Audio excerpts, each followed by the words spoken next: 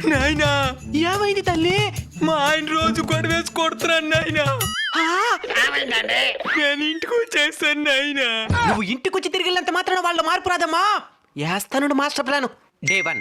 ఏమండి మా అమ్మ నాయన వచ్చినారు, చికెన్ మటన్ తీసుకోరండి.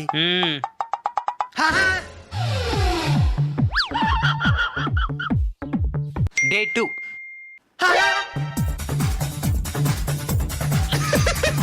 డే 30.